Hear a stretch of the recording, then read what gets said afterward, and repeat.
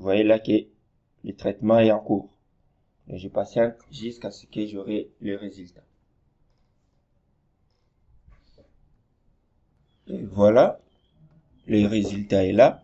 Et vous remarquez que ça a pris en compte juste ma zone d'étude. Ça n'a pas traité l'ensemble de l'image. Donc voilà, c'est comme ça que se passe la classification non supervisée. Et concernant la classification non supervisée, ça veut dire on va déterminer le nombre de classes et puis on va lancer. Pour ça, vous pouvez juste venir ici. Donc, vous venez à partir d'ici, vous déterminez d'abord. Si vous ne le retrouvez pas, vous devez l'activer. C'est l'extension image classification, image classification qui est là. Je ne sais pas si je prononce bien. C'est ce que vous devez cocher. Et une fois coché, vous allez retrouver les outils qui sont là. Et après, vous devez accéder là pour choisir la bande ou bien la composition de bande que vous devez utiliser. Tel que nous, c'est ce qui est là, 20.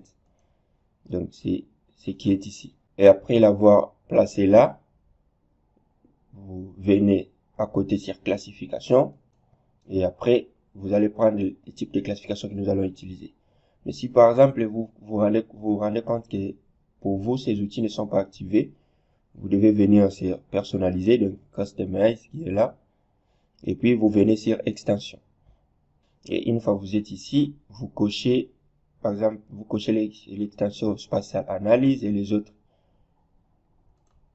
Après, vous verrez que ça sera actif. Comme ça, vous pouvez venir ici choisir la composition de bande à utiliser. Et de l'autre côté, dès que je clique sur classification, vous voyez que ça me propose plusieurs types de classification. Maximum vraisemblable qui est là, c'est pour la classification supervisée. Ça veut dire c'est à moi d'extraire des signatures spectrales par rapport aux différentes affectations du sol.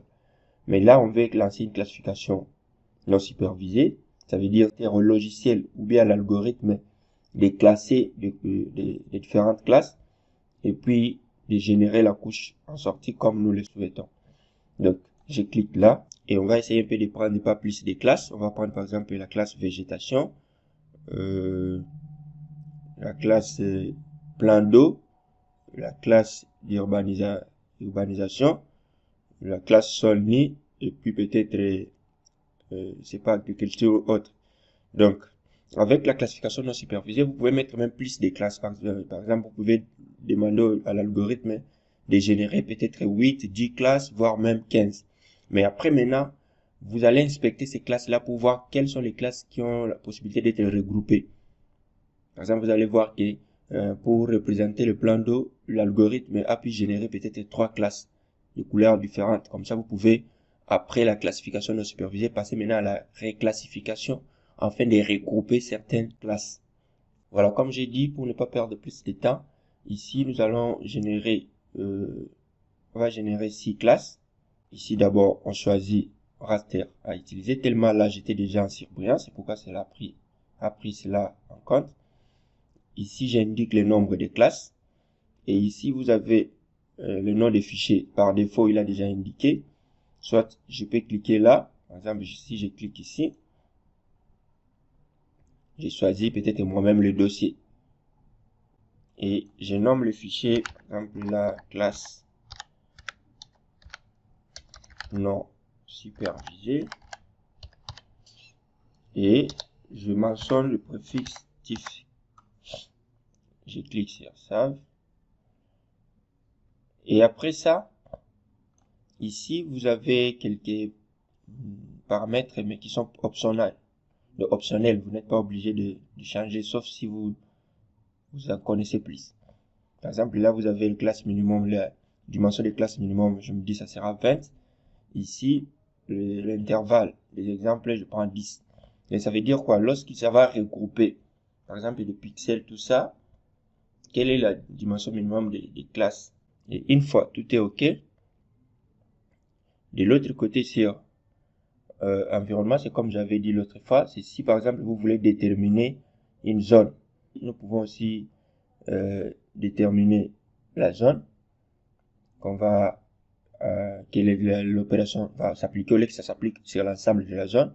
Je peux venir sur Processing Extend qui est là Et au lieu des défauts, là, je clique, j'ai choisi prendre en compte la zone d'étude. Donc, ça va juste exécuter les traitements par rapport à cette zone-là. Et à part ça, je descends, je viens sur raster, analyse, maximum de points input reste comme ça, je viens sur masque, je prends zone de type. Donc là, si je veux que ça puisse traiter juste cette zone-là. Mais si je vais l'ensembler, ça veut dire que je ne viendrai pas toucher tout ce qui est ici. Et je clique sur OK. On va voir si ça donnera de bons résultats. Au cas contraire, on travaillera pour l'ensemble de la zone. Voilà, une fois fini, je clique sur OK. Et là, je patiente. Vous voyez là que le traitement est en cours. Et je patiente jusqu'à ce que j'aurai le résultat. Et voilà, le résultat est là. Et vous remarquez que ça a pris en compte juste ma zone d'étude. Ça n'a pas traité l'ensemble de l'image. Donc voilà, c'est comme ça que se passe la classification non supervisée. Et si vous pouvez remarquer ici à côté, je décoche d'abord l'ensemble. Voilà. Vous remarquez que nous avons là 6 classes. Donc, si je zoome, nous avons bel et bien 6 classes. Et si on peut voir, je remets par exemple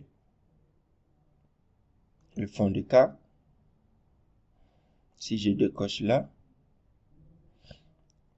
donc on sait voir que ce qui est de couleur orange, c'est la végétation.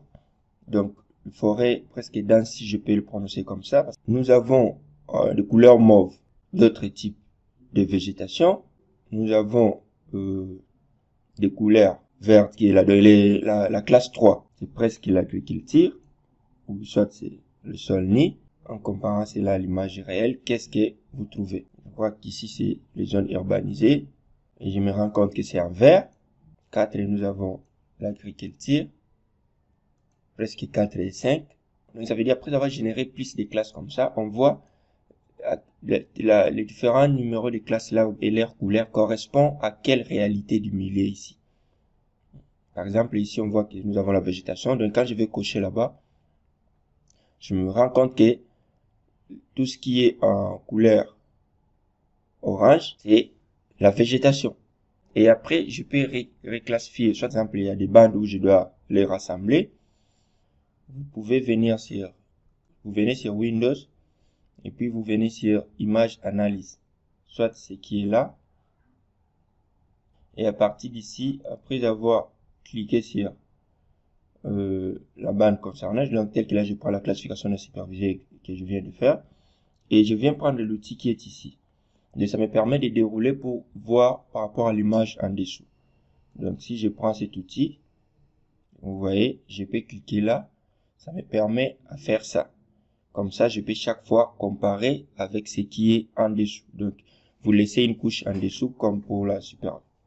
Et vous superposez avec la classification exécutée. Donc, j'ai dit, sur Image Analyse, vous prenez la classification, la couche de classification que vous venez de réaliser, et vous venez prendre l'outil qui est là, qui est bien mentionné en anglais, ici c'est Swipe Layer, et ça vous permet à dérouler comme ça pour voir les couleurs, bien les affectations que vous avez générées avec la classification, à quoi cela correspond par rapport à l'image réelle.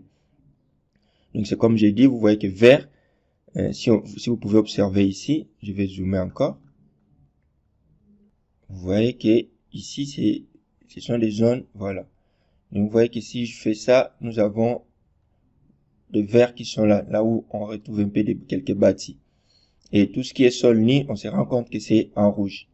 Et nous avons rouge ici correspond à la classe 5. Classe 5, nous avons sol nid.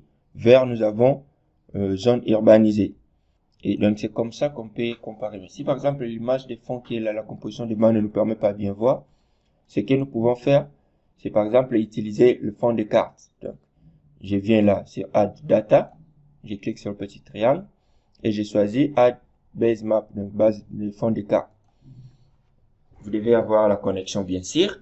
Le type, que ce soit classification, supervision ou non supervisée, dépend du travail que vous réalisez parce que les résultats, la qualité n'est pas toujours la même.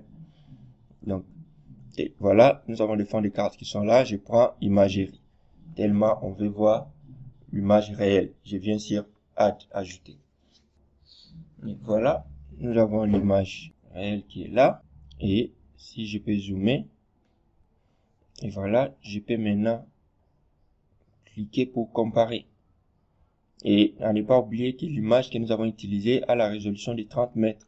Et voilà, comme ça, je peux chaque fois dérouler pour bien voir. Après avoir fait la classification, je viens maintenant sur Arc Toolbox et je vais rechercher l'outil de réclassification qui est là.